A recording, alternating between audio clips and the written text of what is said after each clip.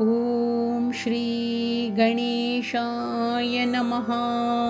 मुदाकरातमोदकं सदा विमुक्तिसाधकं कलाधरावतंसकं विलासिलोकरक्षकम्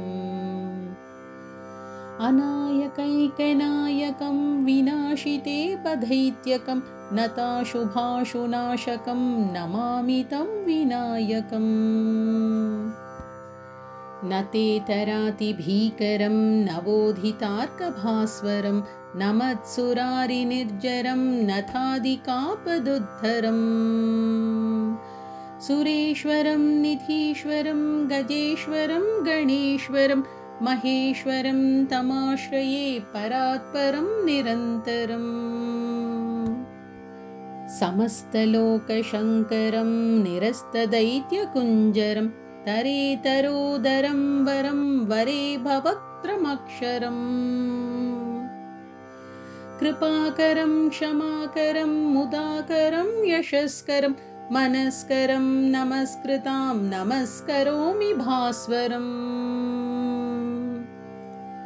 अकिञ्चनार्तिमार्जनं चिरन्तनोक्तिभाजनं पुरारिपूर्वनन्दनं सुरारिगर्वचर्वणम् प्रपञ्चनाशभीषणं धनञ्जयादिभूषणं कपोलदानवारणं भजे पुराणवारणम्। नितान्तकान्तदन्तकान्तिमन्तकान्तकात्मजम् अचिन्त्यरूपमन्तहीनमन्तराय कृन्तनम्